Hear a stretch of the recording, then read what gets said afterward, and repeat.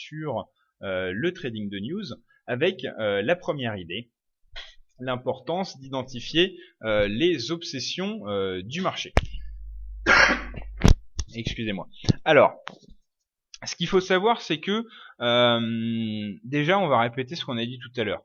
Les marchés, c'est le reflet de l'esprit humain.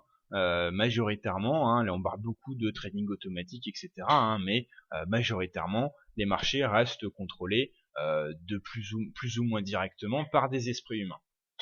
On l'a dit, c'est aussi le cas des algorithmes de trading, parce que malgré tout, il y a une intervention humaine dans la manière dont fonctionnent ces algorithmes. Hein. Donc déjà, il faut installer ce postulat. Ce qui nous permet de dire que le marché n'est ni efficient ni rationnel. Et quand on n'est ni efficient ni rationnel, on a tendance parfois à suivre des modes.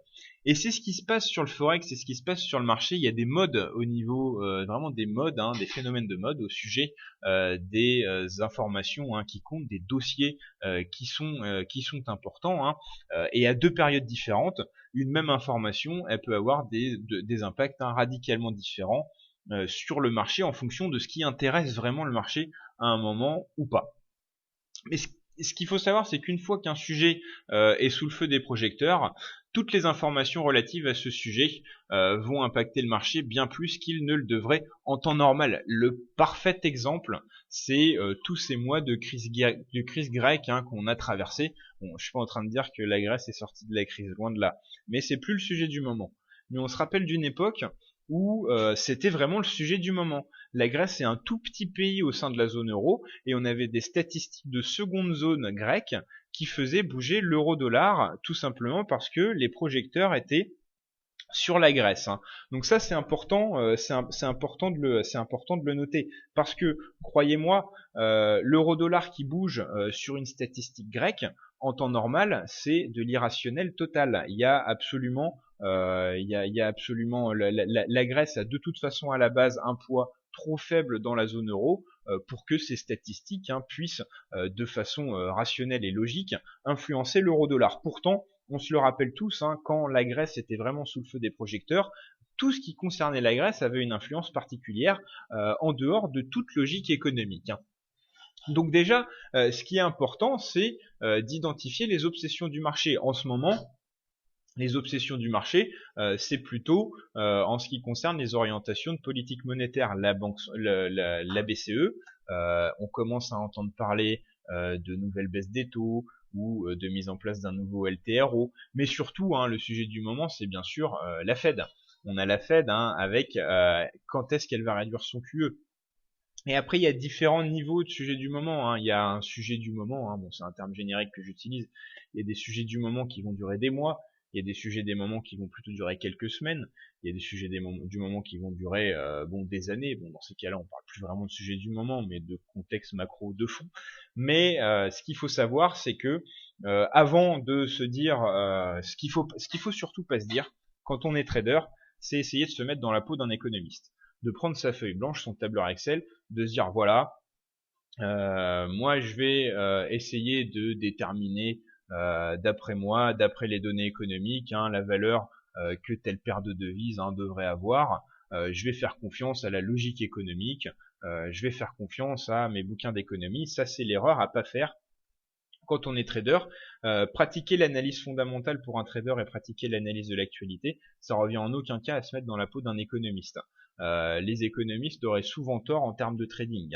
On l'a pris avec l'exemple de la Grèce. Ça a aucune logique économique que les statistiques grecques influencent l'euro-dollar. Pourtant, au plus fort du dossier grec, on avait effectivement des statistiques de seconde zone grecque qui allaient influencer l'euro-dollar. Et c'est pas logique économiquement, donc un économiste, logique qui fait bien son boulot, il devrait pas arriver à trouver sa logique et il devrait pas pouvoir prévoir ce genre de choses. Donc là, une des premières règles quand on se met au trading de news, il faut pas essayer de se mettre dans la peau d'un économiste. Il faut essayer de voir l'économie à travers les yeux d'un trader, à travers les yeux du marché. Et pour ça, la première chose à faire, c'est identifier les obsessions du marché. Pardon, je vous avais fait sauter la diapo.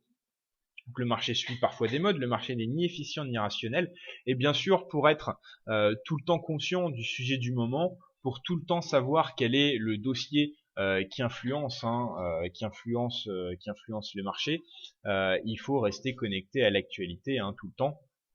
C'est le but de notre accès premium, d'ailleurs, le site internet à abonnement, qu'on peut avoir gratuitement via FXCM, je vous ai expliqué tout ça, mais nous on travaille comme ça, c'est-à-dire on définit des problématiques, et puis derrière on essaye de publier des articles ou de développer des services qui répondent à ces problématiques. On sait que c'est important de connaître l'actualité, c'est important de faire de l'analyse économique, c'est important de connaître les news quand on est trader sur le forex, mais on n'a pas forcément le temps de visiter 50 sites internet, de suivre 50 sources d'informations.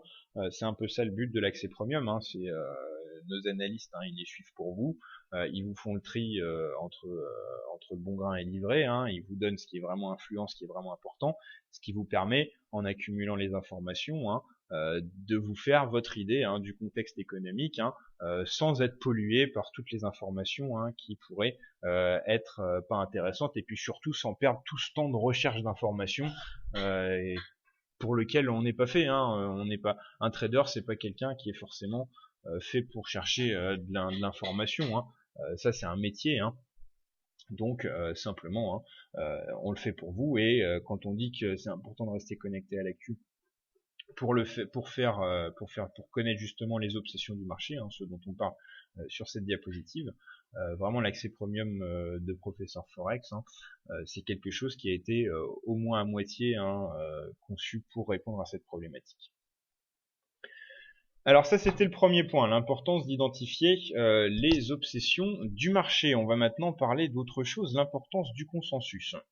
Le plus important quand on a un indicateur économique, c'est pas vraiment la variation de l'indicateur finalement, mais c'est l'écart entre les chiffres publiés, également appelés chiffres actuels, et les chiffres qui avaient été prévus par les économistes. Il y a donc trois composantes quand on reçoit un indicateur économique, n'importe quoi, le PIB, le taux de chômage, quoi que ce soit, l'indice ISM, les PMI, il y a trois composantes: les chiffres actuels, les chiffres précédents et le consensus. En comparant les chiffres actuels et les chiffres précédents, c'est déjà important parce que ça nous donne la tendance. Est-ce qu'on a une statistique en progression ou est-ce qu'on a une statistique sur le déclin? Mais en termes de trading, le plus important c'est le consensus. Est-ce que la statistique est ressortie comme prévu ou pas comme prévu? On a vu l'influence du pas comme prévu avec la Fed tout à l'heure, avec la Fed qui prépare tout le monde à une décision et qui la prend pas cette décision. On a vu la surprise que ça crée, et on a vu l'impact que ça a sur le forex. C'est la même chose avec les statistiques économiques. On a des consensus. Quand ça ressort conforme au consensus, c'est comme c'était prévu, donc c'est pas censé trop faire bouger les marchés. Par contre, quand ça s'écarte du consensus, là ça fait bouger les marchés parce que ça devient une surprise. C'est une notion très importante dans le trading de news, la surprise, le degré de surprise. Est-ce qu'une statistique est juste légèrement meilleure que prévu, ou est-ce qu'elle a progressé de plus du double de ce qu'on avait anticipé? Il faut, pour faire du trading de news, s'intéresser à la surprise et chercher les niveaux de degré surprise maximale. Là, on a eu un super exemple avec la Fed qui elle-même prépare le marché à une baisse du QE et qui elle-même décide de décevoir le marché en ne le réduisant pas. On a vraiment une bonne illustration de ce phénomène. Je peux prendre un autre exemple. Par exemple, si on a le taux de chômage britannique qui augmente de 7,9 à 8,1%, c'est clairement une mauvaise nouvelle si on est un travailleur britannique. Mais si on est un trader à l'achat sur la livre et que le consensus avait anticipé un taux de chômage encore plus fort à 8,5% par exemple, là ça devient une très bonne nouvelle. En termes de trading, des mauvaises nouvelles économiques peuvent être des bonnes nouvelles pour les actifs concernés. Si on prévoit du pire et qu'on a du moins pire, c'est pas considéré comme une mauvaise nouvelle par le marché, mais par une bonne nouvelle. Ça c'est très important de garder ça en tête dans le cadre du trading de news. Et puis ensuite tout s'imbrique. Vous identifiez l'obsession du marché, Du coup, vous savez quelles statistiques vont être les plus influentes vis-à-vis de cette obsession, et vous avez les consensus. Donc du coup, vous pouvez voir si ça a encore plus ou si c'est susceptible d'avoir encore plus d'influence ou pas. C'est comme ça qu'il faut faire de la formation, hein, dans tous les domaines d'ailleurs. Hein. C'est acquérir une connaissance et essayer de faire s'imbriquer les connaissances, hein, les unes dans les autres, hein, pour pouvoir arriver à un système de décision et de réflexion qui est logique. Hein. Donc première chose à faire, on identifie les obsessions du marché. Deuxième chose à faire, on analyse les indicateurs économiques, et ça se fait beaucoup à travers du consensus. Hein. Donc on a donné l'exemple, hein, d'une mauvaise nouvelle, hein, qui peut être considérée par une bonne nouvelle pour le marché. On peut aussi dire que le consensus est important parce que c'est quelque chose de central dans la réflexion qui se passe dans la tête des traders, dans la tête du marché. Hein. Parce que le marché a une idée précise des performances passées. On a des statistiques, on a des indices de mesure, donc on sait ce que c'est la performance passée, on a une certitude là-dessus. Le marché a une évaluation à peu près correcte de la situation présente, on voit à peu près l'état de l'économie dans le présent, on a des indicateurs économiques, hein, qui s'intéressent plus au présent que d'autres. Donc on a une bonne idée du passé, une idée à peu près précise de la situation présente, mais par contre on a tout le temps des prévisions troubles pour le futur. Et ce qu'il faut savoir, c'est que finalement le forex et les marchés, ils évoluent au fil au fur et à mesure de l'éclaircissement de cette image trouble du passé, hein, cette image trouble du futur. On a une image trouble du futur, on a un nouvel indicateur, ah, cette image devient un peu moins trouble, le marché évolue et se cale, etc. Pour essayer, le marché essaye finalement, hein, de toujours être calé vis-à-vis des anticipations, hein, des traders, et chaque nouvelle donnée économique recalibre, réajuste ces anticipations.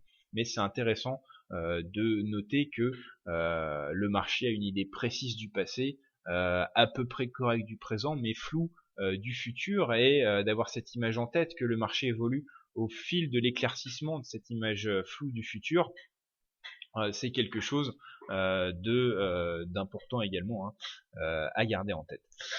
Alors, ce qu'il faut également noter, c'est ce qui est intéressant, hein, c'est de savoir comment les consensus sont calculés.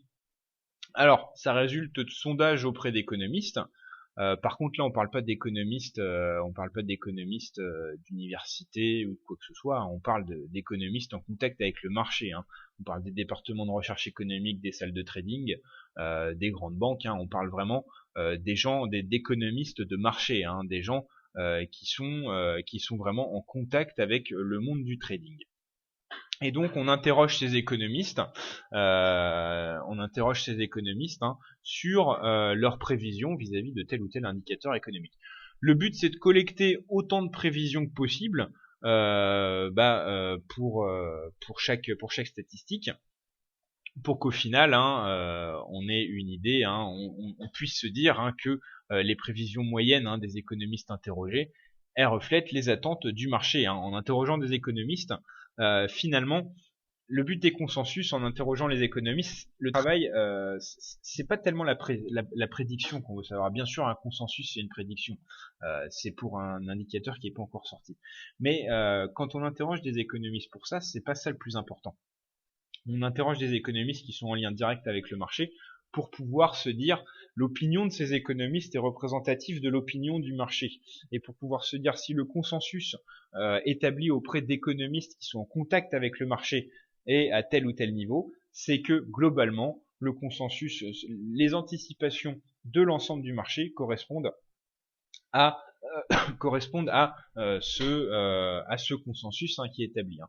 L'idée, alors comment expliquer vraiment ce que j'essaie de vous dire? L'idée, c'est pas le chiffre. Si on veut pas savoir le chiffre, on veut savoir quel est le chiffre attendu. C'est ça. Ça intéresse pas quand on calcule un consensus. Hein, on n'essaye pas de se dire bon bah voilà, le chômage va progresser de temps, va y avoir telle conséquence, etc. On essaye de savoir qu'est-ce qu'il y a dans la tête du marché pour pouvoir au moment de la publication se dire ah bah c'est moins bon ou c'est meilleur que ce que le marché avait prévu. Alors, mathématiquement, c'est des médianes qu'on fait. La médiane, c'est pas la moyenne. La médiane, c'est on prend toutes les prévisions, tous les résultats des prévisions, on les classe par ordre croissant, et la médiane, c'est la prévision qui sépare. C'est la prévision qui fait le milieu. On a autant de prévisions supérieures que de prévisions inférieures. C'est ça la médiane. Donc c'est pas exactement une moyenne. Et on va parler tout de suite après des écueils du consensus, des défauts du consensus, mais ça fait partie de ces défauts. Donc voilà, c'est important le consensus. Pourquoi? Pour conclure, parce que c'est censé être représentatif de ce que le marché attend vraiment. C'est pas censé être représentatif de ce que des économistes prévisionnistes pointus attendent. C'est pas la précision des consensus qui est important.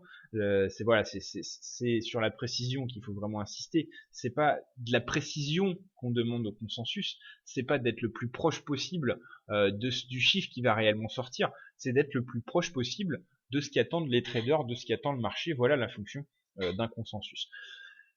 Mais au final, et ça s'applique dans tous les domaines de l'analyse du trading, ce qu'il faut se dire, c'est que c'est la croissance et l'inflation qui comptent, et que quand on analyse un indicateur économique, on doit d'un côté l'inscrire dans le tableau du dossier actuel. On parlait de la Grèce tout à l'heure. Une mauvaise statistique Grèce veut dire plus de problèmes pour la Grèce, veut dire peut-être encore un plan d'aide pour la Grèce, etc. C'est ça, inscrire une news dans le contexte d'ensemble.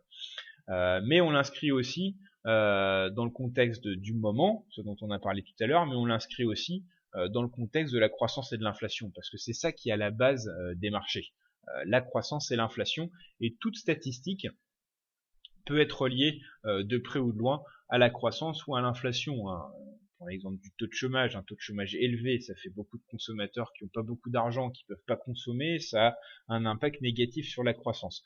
C'est facile de le faire avec le taux de chômage, mais croyez-moi, toutes les données économiques, elles peuvent être liées soit à la croissance, soit à l'inflation, et généralement les deux. Et quand on analyse un indicateur économique, vous commencez à comprendre que ça peut être un travail complexe, parce que on prend un indicateur économique. Il faut le comparer à son consensus. Mais ça suffit pas, parce que on ne sait pas finalement si, même avec un écart avec le consensus, ça va être très influent ou pas. Ça dépend aussi si ça concerne le sujet du moment. Donc voilà, c'est vraiment il faut réfléchir comme ça. C'est j'ai une statistique, bon, elle s'écarte du consensus, mais est-ce que cette statistique est intéressante compte tenu de l'obsession actuelle du marché? Est-ce que ça va alimenter les obsessions actuelles du marché ou pas? Et en fonction de la réponse à cette question, la news sera plus ou moins influente. Donc là, vous commencez à comprendre un petit peu peut-être pas toute la complexité, mais tout le processus d'une décision qui se base sur l'analyse des news. C'est pas si simple que ça. Mais ce qu'on peut retenir, c'est que quand on a un indicateur économique, on regarde comment il se positionne vis-à-vis des obsessions actuelles du marché, et on regarde comment il se positionne de façon intrinsèque vis-à-vis du consensus.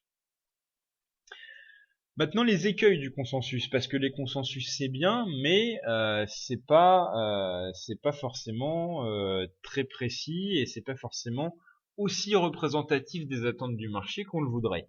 Il y a plusieurs problèmes. Le premier, c'est le problème de la méthode de calcul du consensus. On interroge des économistes, on leur impose pas d'une méthode pour nous donner leurs prévisions. Ils peuvent donner des prévisions par rapport à des modèles économiques, par rapport à des modèles de calcul statistique. Ils peuvent très bien aussi décider de donner leurs prévisions en fonction de leurs anticipations personnelles, entre guillemets, au pif. Donc le premier problème, c'est que voilà, les méthodes qu'utilisent les économistes pour répondre aux enquêtes de consensus, elles sont déjà diverses. Ensuite, l'utilisation de la médiane dont on a déjà parlé tout à l'heure. Une médiane n'est pas une moyenne et ça peut fausser les résultats.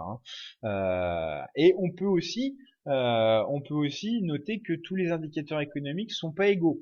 Un indicateur économique important, peut-être qu'on va interroger 50 ou 100 économistes pour faire le consensus, mais un indicateur de second plan, peut-être qu'il va recevoir que 10 prévisions.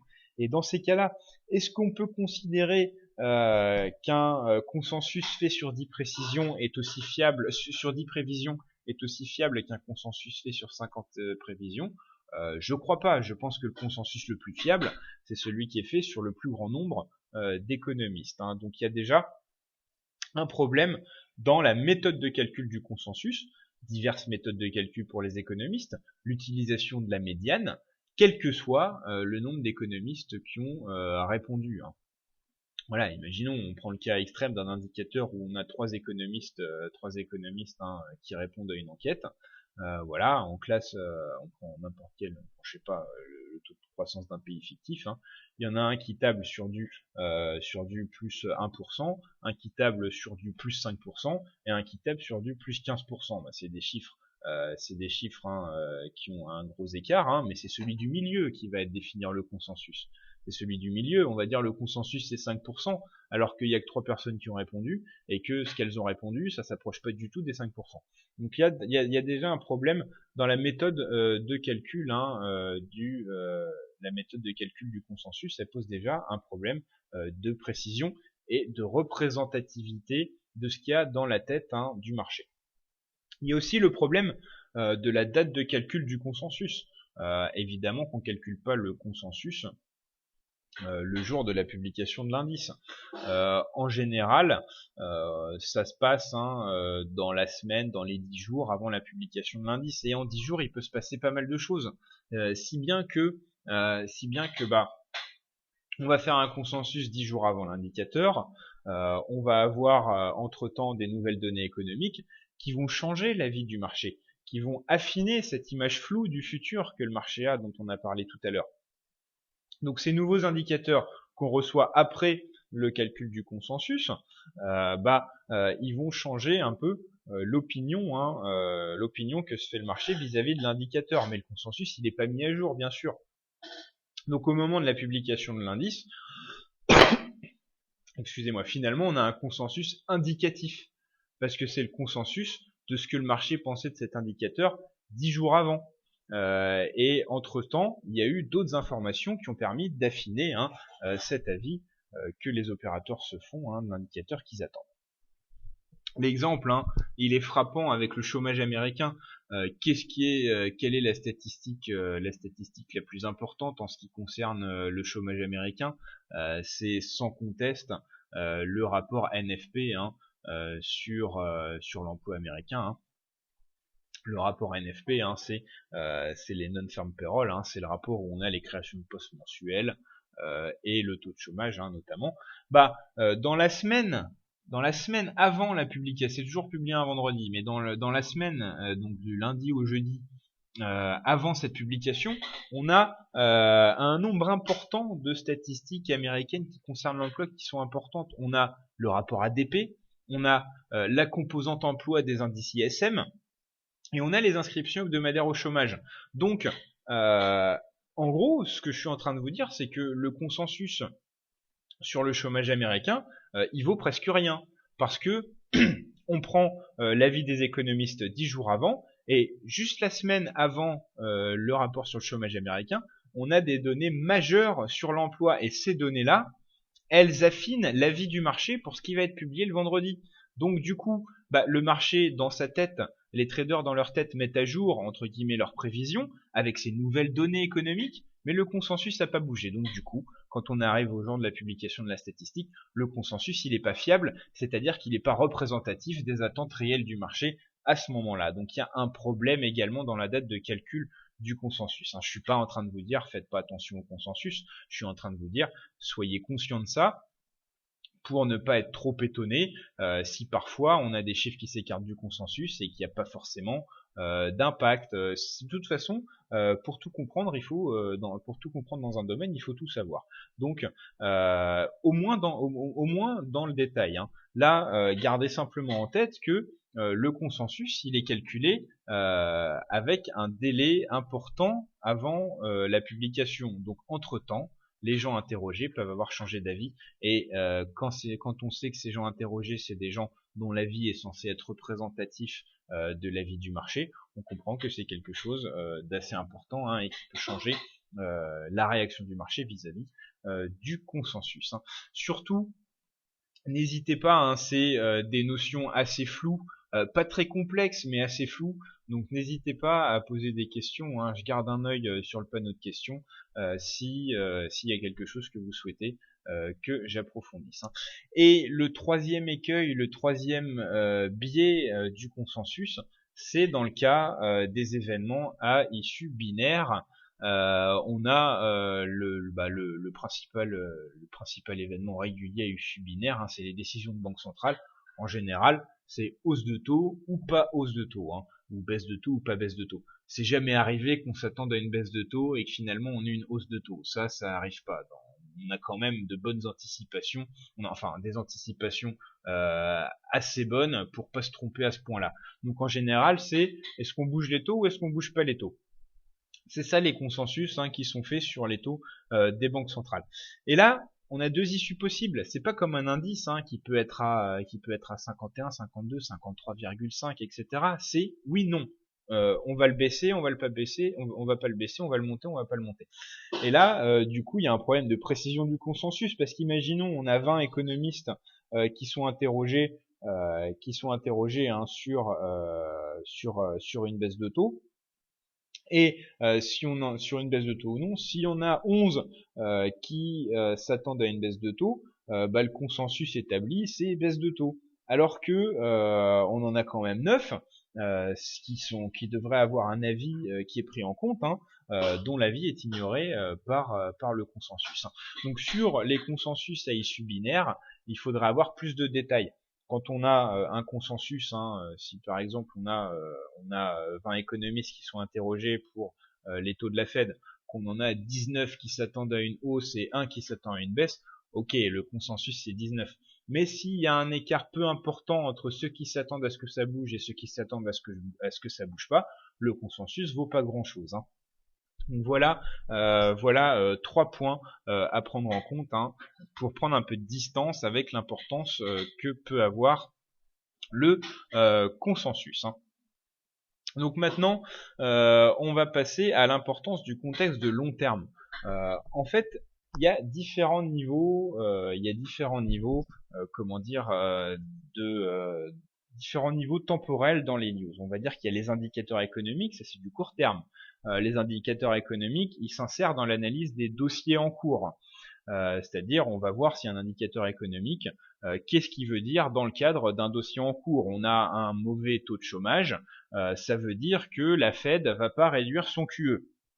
Voilà, c'est ça, intégrer une news dans le dossier en cours. Je parlais tout à l'heure d'intégrer une news dans le dossier en cours et vis-à-vis de la croissance. Donc, on le fait avec un taux de chômage américain, par exemple. On a un mauvais taux de chômage américain. Je l'intègre avec la croissance. Tiens, mauvais taux de chômage américain, c'est moins d'argent pour les consommateurs, c'est moins de consommation, c'est baisse de la croissance. Ça, c'est vis-à-vis de l'économie générale et vis-à-vis du dossier en cours, qui est le QE de la Fed. Mauvais taux de chômage, ça veut dire que la Fed ne va pas se risquer à réduire le QE et donc il va encore être maintenu. Voilà. Donc on a un jeu de Lego, un jeu d'imbrication. Les indicateurs qui doivent être analysés à travers le prisme du dossier en cours, et on a ces dossiers en cours et les indicateurs, hein, les dossiers en cours et les indicateurs qui s'intègrent eux-mêmes dans l'analyse du contexte de long terme, hein. Alors c'est le niveau au-dessus, là on parle du niveau au-dessus, hein. On parle d'indicateurs le court terme, les dossiers en cours, le moyen terme, et le contexte de long terme, vraiment les conditions économiques de base. Ce qu'il faut savoir, c'est que ce contexte de long terme, alors on va donner des exemples. On a le dollar australien qui a progressé grâce à une décennie de boom dans l'industrie minière. Vous voyez, je parle de décennie, hein, je parle vraiment de contexte économique de long terme. Le dollar australien, si on essaye de résumer le plus possible, depuis 10 ans, il a progressé parce qu'on a eu un boom de l'industrie minière australienne. L'économie japonaise, pourquoi elle a chuté pendant 10 ans? Parce qu'on avait une inflation proche de zéro. C'est ça le contexte de fond pour l'économie japonaise, ça a chuté pendant 10 ans parce qu'on avait une inflation proche de zéro. Et le contexte de long terme, le contexte de base pour l'économie américaine, c'est que l'économie américaine est basée sur la hausse des prix des maisons et sur la consommation, et tout ça, ça doit normalement générer des emplois et créer des cercles vertueux. Voilà ce que sont des exemples de contexte économique de long terme. Et il faut toujours les garder en tête, hein, parce que si on comprend Le véritable contexte de fond, c'est de plus en plus facile d'insérer les news et les données économiques dans ce contexte, et on les analyse à travers du prisme de ce contexte. Est-ce que j'ai des news qui vont dans le sens du contexte de fond?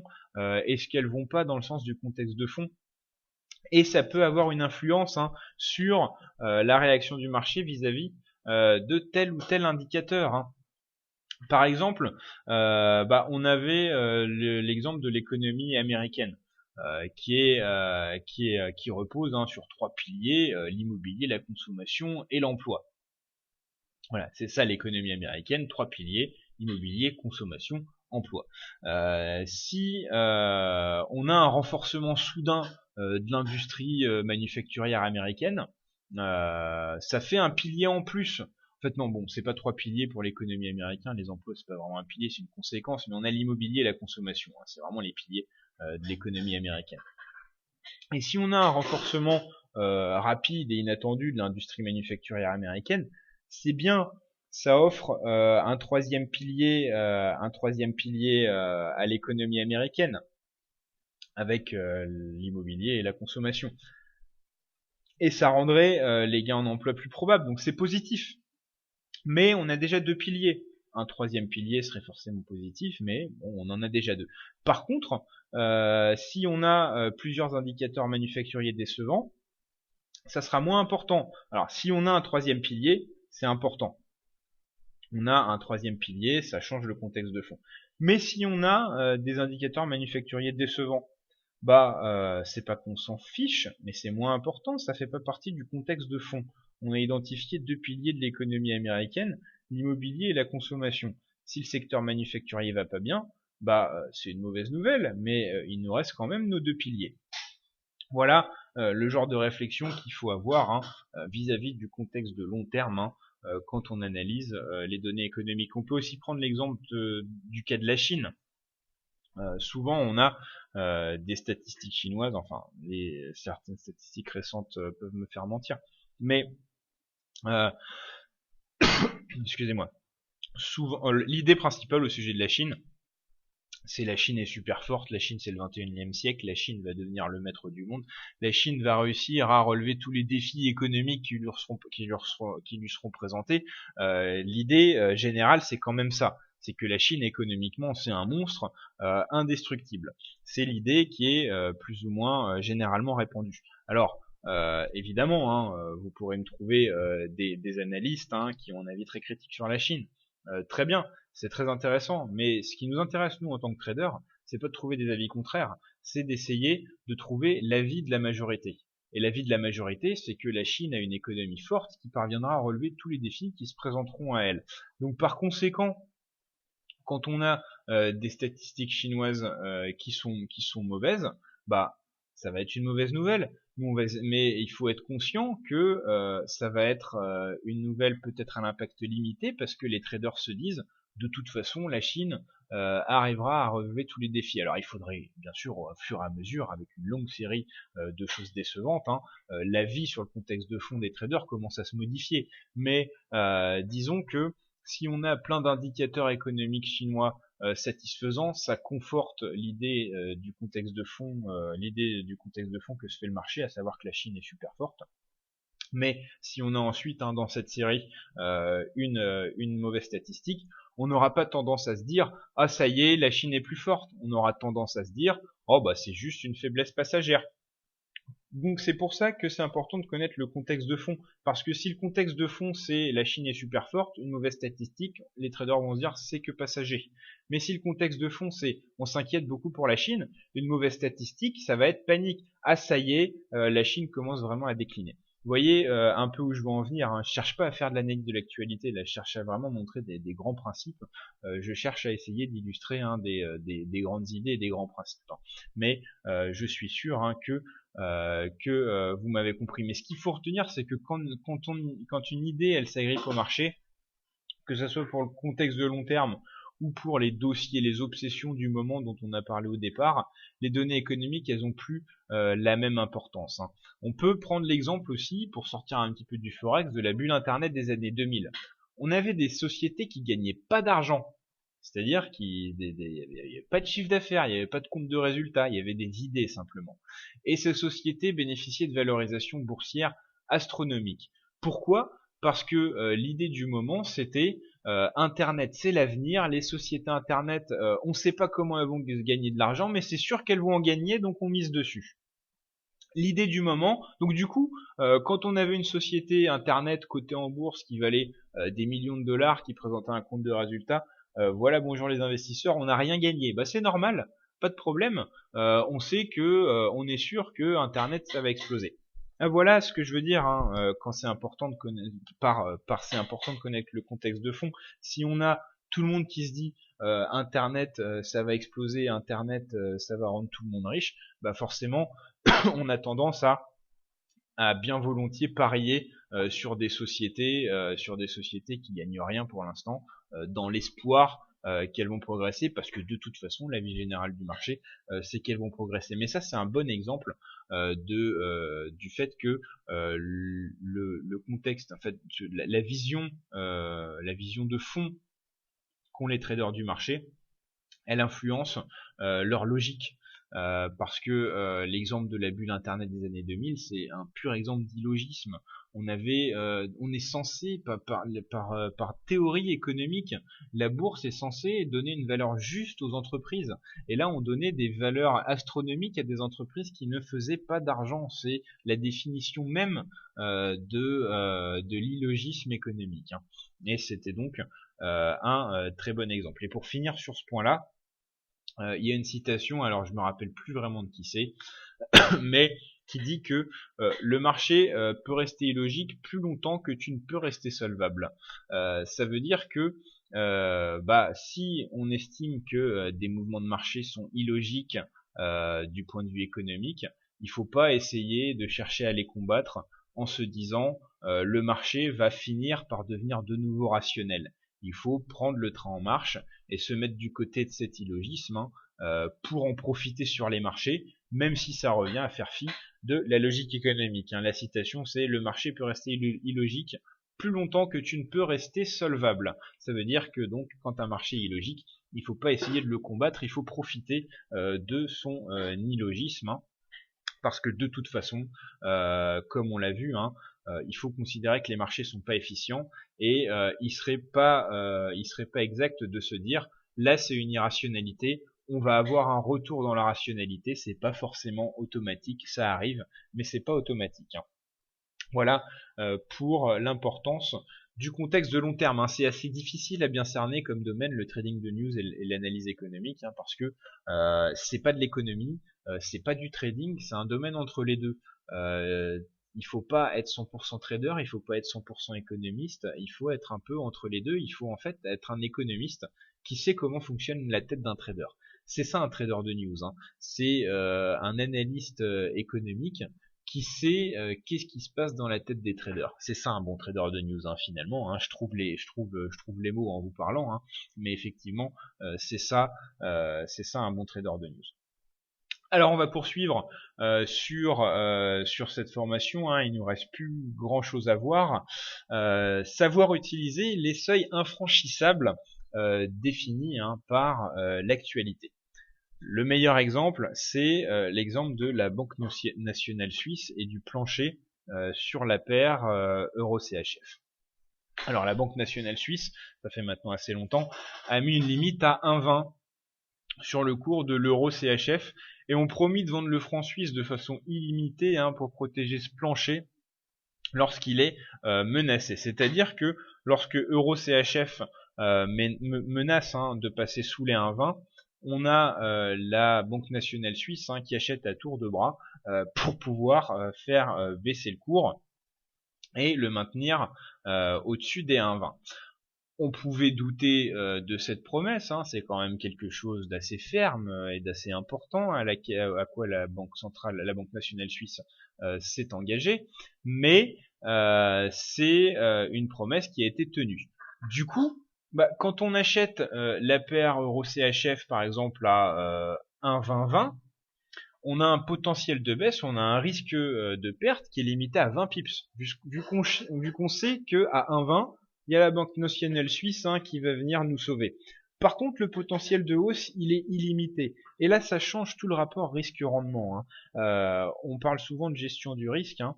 Il faut pas oublier, hein, que la gestion du risque, hein, bon, à la base, c'est un rapport entre risque-rendement. Mais ça se passe pas uniquement dans les chiffres, dans les objectifs, dans les stops et les limites, hein. Ça se passe aussi, hein, vis-à-vis, comme on le voit, de l'analyse fondamentale, de l'analyse des news. Là, l'actualité, les décisions de banque centrale vous disent que quand vous achetez Euro CHF à 1,2020, vous pouvez perdre maximum 20 pips, mais vous pouvez avoir un gain illimité. Vous avez la Banque nationale suisse qui vous protège d'une perte supérieure à 20 pips, hein. Ça, faire ce genre d'opération, hein, trader l'euro contre le franc suisse en se servant du seuil des 1,20, c'est vraiment faire du trading en tenant compte, hein, de la stratégie d'une banque centrale. C'est de la pure analyse fondamentale, hein. On peut également parler d'un phénomène qu'on appellerait le potentiel entamé. Globalement, une devise, hein, progresse, pour divers facteurs. Arrive une bonne nouvelle et on progresse pas tant qu'on l'aurait espéré parce qu'on avait épuisé un peu le potentiel de progression, hein, vu qu'on avait commencé la hausse avant. Il y a ce phénomène de potentiel entamé qui peut aussi déterminer non pas des seuils infranchissables, mais des seuils, hein, qui peuvent être difficiles à atteindre, hein. Par exemple, on peut prendre le cas d'un ISM manufacturier américain qui est attendu à 51 points. On prend une issue binaire, hein, on peut ressortir au-dessus ou en dessous des attentes. Si on prend en compte, hein, une probabilité égale pour chacune des deux hypothèses, hein, ISM en dessous des attentes, ISM au-dessus des attentes, c'est un jeu de pile ou face pour savoir si on va gagner ou perdre, hein, en faisant des trades, hein, vis-à-vis de cet indice, hein. Mais finalement, c'est plus compliqué que ça. Par exemple, on prend cet indice ISM manufacturier et puis on essaye, hein, d'évaluer son impact sur la paire dollar-yen. On peut imaginer que avant cet ISM manufacturier, la paire dollar-yen, hein, a progressé pendant 5 jours consécutifs. Pourquoi pas sur fond de spéculation, sur une hausse des taux de la Fed. Et cette progression sur spéculation, hein, avant l'ISM, ça fait approcher la paire d'une résistance majeure. On l'a repéré, ça. On arrive à la publication de l'ISM, on le sait que le dollar yen arrive d'une résistance majeure et on sait que ça a déjà beaucoup progressé les jours précédents. Il faut en être conscient pour se dire, si on a une statistique qui est favorable à la hausse de dollar yen, peut-être qu'elle va pas être si influente que ça parce qu'on a déjà pas mal entamé le potentiel de hausse et parce qu'en plus cette hausse précédente nous a amené proche d'une importante résistance, hein. Donc on continue sur notre exemple. Si l'ISM manufacturier, hein, dont on parle, il ressort supérieur aux attentes, c'est favorable à la hausse de dollar yen, mais le potentiel haussier, il est limité, puisque déjà largement entamé par la progression, hein, des 5 jours précédents, comme on l'a dit, hein. Et à l'inverse, hein, si on a un ISM manufacturier qui est décevant, on peut avoir une importante correction du dollar yen, parce qu'on a pris de la hauteur. On a spéculé sur fond de spéculation. On a progressé sur fond de spéculation sur une hausse des taux de la Fed. Donc on progresse. On arrive proche de seuil important et on a un ISM manufacturier décevant. Ça va faire chuter les cours par effet, si j'ose dire, de gravité. On a beaucoup progressé sur des spéculations et on a du concret décevant. Ça fait une bonne raison d'annuler la hausse, hein, sur les spéculations, d'autant plus que si on veut faire un peu d'analyse détaillée, l'ISM manufacturier c'est quelque chose que la Fed surveille, et un ISM manufacturier décevant, hein, ça réduit, hein, les possibilités de hausse des taux de la Fed. Et on se rappelle que dans notre exemple, le dollar yen, hein, avait été monté, hein, suite à des spéculations sur une hausse des taux de la Fed. Je vais reprendre cet exemple depuis le début pour que ça soit plus clair, hein, parce qu'il est quand même assez intéressant. On s'intéresse à la paire dollar yen. On attend un indice ISM manufacturier qui peut avoir une influence sur dollar yen. Avant cet indice ISM manufacturier, on a passé 5 jours à progresser sur le dollar yen parce que le marché spéculait sur une hausse des taux de la Fed. Arrive l'ISM manufacturier. Deux hypothèses. L'hypothèse ISM manufacturier bon, facteur haussier pour le dollar yen, mais hausse limitée parce qu'on a déjà progressé les 5 jours précédents. Par contre, si on a un ISM manufacturier décevant, bah baisse et baisse ample pour deux raisons. La première, on a pris de la hauteur et techniquement on a un phénomène correctif qui vient accentuer la chute. Et deuxièmement, on a l'ISM manufacturier décevant qui rend moins probable la raison pour laquelle dollar yen avait progressé pendant les 5 jours dont on parlait, à savoir la spéculation sur une hausse des taux de la Fed. C'est pas très compliqué, mais c'est pointu et il faut pas se perdre dans le raisonnement. C'est pour ça que par deux fois, j'ai voulu vous répéter cet exemple. N'hésitez pas si vous avez besoin de comprendre tout ceci un peu mieux. Donc voilà pour ces seuils infranchissables, si on peut les appeler comme ça. C'est plus le cas pour le plancher de l'euro CHF, mais on peut aussi dire que le phénomène de potentiel entamé qu'on vient de décrire, c'est plus ou moins en rapport avec les seuils infranchissables. Autre point important dans l'analyse fondamentale du Forex, c'est savoir profiter des catastrophes et des paniques. On a parfois des événements complètement inattendus, de type désastre naturel, géopolitique, etc. Le résultat, c'est panique, peur. La réaction immédiate des marchés, c'est la clôture des positions. Le bon réflexe, ça serait de profiter de ces trous de panique pour se positionner en vue d'un rebond. Bon, c'est facile, ça ressemble à un conseil que tout le monde donne. Quand tout le monde panique, faut garder la tête froide, etc., etc. Mais bon, ça se repose quand même sur une constatation, c'est que les catastrophes telles que les catastrophes géopolitiques ou naturelles, elles font peur, mais qu'au final, l'impact économique, il est toujours moins important que ce qui est craint. Donc, généralement, c'est un bon pari de profiter des creux que peuvent créer les paniques. Quand ça concerne des événements qui sont pas directement reliés à l'économie. Je parle pas des paniques sur un taux de chômage américain très décevant. Je parle vraiment des désastres naturels, des inquiétudes sur une guerre, etc. On a eu récemment l'exemple avec la Syrie. On a eu les marchés qui ont été un peu en turbulence en raison des inquiétudes au sujet d'une intervention en Syrie. Petit à petit, on a vu la perspective de cette intervention qui s'éloignait et puis les conséquences sur les marchés s'annulaient. Voilà, c'est généralement une bonne règle. On aurait pu aussi dire finalement peut-être qu'on serait intervenu en Syrie, on aurait eu raison d'avoir peur, on ne sait pas. Mais généralement, statistiquement, par expérience, quand il y a des paniques dues à des désastres naturels ou géopolitiques et que ça a des conséquences sur le forex, c'est une bonne idée de profiter du creux pour se positionner d'un point de vue plutôt général. Voilà un autre point important dans le trading de news, et on va terminer avec cette dernière idée sur le piège de la croissance. On sait que la croissance, c'est la donnée la plus fondamentale sur les marchés, et c'est une donnée qui obsède parfois un peu trop. Pourquoi? Parce que le marché finalement fait une différence entre bonne croissance et croissance en accélération. Une bonne croissance, ça suffit pas.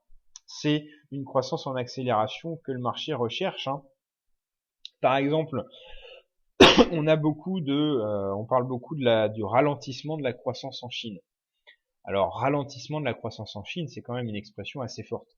Bon, mais on parle de croissance qui va peut-être atteindre, par exemple, 7,5% au lieu de 8%. C'est beaucoup, 7,5%, c'est beaucoup pour un taux de croissance. Mais si on avait été habitué à du 10, 11, 12% de croissance, passer à 8%, ça reste une très bonne croissance, mais du point de vue des marchés financiers, c'est une mauvaise nouvelle. On a le cas aussi en Europe quand on a commencé à sortir de la crise. On voyait que le marché se mettait à considérer que des taux de croissance nuls, c'est positif. Pourquoi on pensait ça? Parce que ça faisait suite à une récession. Évidemment qu'un taux de croissance nul, c'est une bonne nouvelle si le trimestre précédent, la croissance avait reculé. Voilà, c'est une règle qui s'applique. C'est une règle qui s'applique à toutes les statistiques de façon plus générale, mais c'est encore plus important sur la croissance, parce que c'est quelque chose qui peut facilement s'analyser sur le long terme. C'est des chiffres trimestriels, des chiffres annuels, c'est plus facile que pour les petites statistiques précises. Mais c'est vrai que quand un pays habitue le marché à une certaine croissance et qu'elle décélère tout en restant très solide, c'est considéré comme une bonne nouvelle. comme une mauvaise nouvelle, pardon. De même que quand on a une croissance qui est vraiment bof bof, mais que avant ça reculait, ça devient effectivement une très bonne nouvelle. Voilà. On a maintenant fini de faire le point sur ce qu'on considère chez Professeur Forex comme des notions importantes pour le trading de news. Est-ce que vous avez des questions sur ce qu'on a vu, sur le trading de news, sur les offres Professeur Forex à FXCM? Est-ce que vous avez des questions? Vous pouvez utiliser le panneau qui est à droite du lecteur, là où vous regardez. Pour poser des questions. Donc si vous en avez, n'hésitez pas, je suis vraiment là pour vous répondre.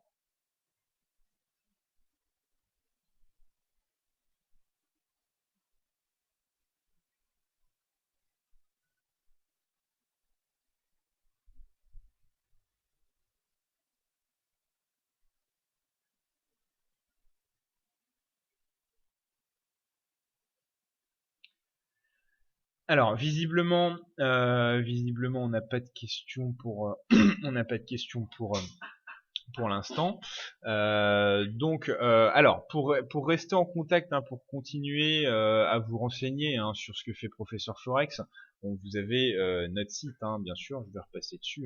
Vous avez Professeur Forex, vous avez notre menu. Alors le menu avec les icônes, c'est les parties fixes. La présentation d'FXCM. Alors ces présentations d'FXCM, selon nous, c'est-à-dire selon ce qui compte vraiment pour nous, c'est pas une réplique exacte du site de FXCM, c'est pas juste une pub, c'est vraiment on met en avant ce qui est important chez FXCM à nos yeux. Bon, il y a ce dont on a parlé tout à l'heure, nos services, ainsi que le pack découverte et le pack trader. Il y a des outils, on a plusieurs outils, des avis de traders, notamment également des graphiques intelligents où on a des lignes de tendance qui se dessinent tout seul, on peut y accéder directement ici. On a surtout la rubrique formation, et puis au niveau du suivi de l'actualité au quotidien, voilà nos catégories d'articles. Donc on a les commentaires euro-dollar, on en publie 3 fois par jour, matin, mi-séance européenne et puis fin de séance européenne. On a l'actu Forex, donc toutes les actualités économiques, banque centrale, etc. qui peuvent influencer le Forex. On a les analyses techniques, tous les matins on fait un point technique, vraiment purement technique sur les facteurs techniques, les indicateurs, la tendance, etc. sans prendre en compte du tout l'actualité sur les 4 paires majeures. On a les articles avis de PFX, on en publie pas souvent, c'est là où on s'engage vraiment, on s'engage pas dans cette rubrique, on s'engage pas sur des trades, on s'engage sur des décisions économiques, des orientations économiques, et on donne un peu notre avis de façon un peu plus débridée. Les avis de banque, on en a parlé aussi tout à l'heure, c'est les conseils de toutes les grandes banques, et on a notre rubrique trading, où vous pouvez retrouver plusieurs articles qui sont un peu des articles de formation, des articles de réflexion sur le trading, c'est pas du tout de l'actualité. Vous trouvez vraiment un peu tout là-dedans, c'est de la formation, c'est ce qui décrit le mieux cette rubrique trading sur des thèmes particuliers. Voilà. Je rappelle encore une fois que pour tout ce qui concerne nos services et FXCM, c'est regroupé sur ces 3 boutons orange en haut à droite de notre menu, avec le pack découverte pour tout tester gratuitement, le pack trader pour avoir nos services gratuitement en ouvrant un compte chez FXCM ou pour les clients existants, et puis vous avez également nos services qui sont accessibles également directement si pour une raison ou pour une autre vous n'êtes pas encore prêt à ouvrir un compte de trading réel, vous pouvez tout à fait acheter en direct nos services, ça pose absolument aucun problème. Encore une fois, c'est pas des services qui ont été développés pour FXCM, c'est quelque chose qu'on donne gratuitement aux clients de FXCM. Donc ils sont aussi accessibles. Ça veut dire qu'ils sont aussi accessibles directement, mais ça veut surtout dire que c'est pas n'importe quoi que vous offre FXCM quand vous profitez des offres avec Professeur Forex. Donc pas grand chose de plus à vous dire. Alors on me demande s'il y aura d'autres séminaires de ce type bientôt ou de temps en temps. Oui, ça sera plutôt de temps en temps. On risque de se mettre à faire directement sur Professeur Forex aussi des séminaires, des webinaires comme ça. On en refera également sur DailyFX. Peut-être même qu'on pourra faire quelque chose de conjoint avec les analystes de DailyFX aussi pour pouvoir analyser ensemble certains dossiers économiques, hein. Donc oui, de toute façon, c'est quelque chose qui se renouvellera. On avait déjà fait des choses, hein, sur DailyFX, notamment une formation qui avait beaucoup plus sur l'analyse de tendance. Vous pouvez retrouver, je pense, dans les archives, hein, sur DailyFX. On refera, hein, d'autres points comme ça. Alors, on me dit quelle est la différence entre un QE et le forward guidance. C'est deux choses complètement différentes. Complètement différentes. Le QE, c'est les achats d'actifs de la Fed. C'est le montant d'achat, le montant d'obligations, donc bons du Trésor et MBS qu'elle achète tous les mois. Et les forward guidance, c'est pas quelque chose d'aussi précis. Forward guidance, c'est un concept. Forward guidance, c'est le concept qui dit que la Fed se met à communiquer pour orienter les anticipations du marché. On a par exemple un exemple chiffré. La Fed a dit on pourrait commencer à remonter notre taux directeur quand le chômage sera descendu sous les 6,5%. Ça, c'est une forward guidance. La Fed donne des indications au marché sur ce qu'elle compte faire en termes de politique monétaire en fonction de tel contexte économique. C'est ça les forward guidance, c'est essayer de ne pas laisser le marché dans le flou, essayer de donner du grain à moudre aux traders pour qu'ils puissent se dire, voilà, si l'économie fait ça, la Fed va faire ça, si l'économie fait ça, la Fed va faire ci, etc. Les forward guidance, c'est un concept qui dit que la Fed essaye de donner le plus d'indices possible et le plus d'objectifs, le plus de seuils possible au marché pour qu'il puisse anticiper sa politique monétaire. Donc rien à voir avec le QE. Alors je sais pas si je vais vous embrouiller en disant ça, mais pourrait même y avoir des forward guidance sur le QE. Par exemple, qu'est-ce que ça serait une forward guidance sur le QE? Ça serait que la Fed dise voilà, quand on aura les créations d'emplois américaines qui seront au-dessus de 200 000 pendant 3 mois d'affilée, on réduira le QE. Ça, c'est une forward guidance sur le QE. Le forward guidance, c'est le fait qu'on dise on réduira à partir de tel ou tel événement économique. Voilà, j'espère que j'ai répondu à votre question. Normalement, c'est assez clair.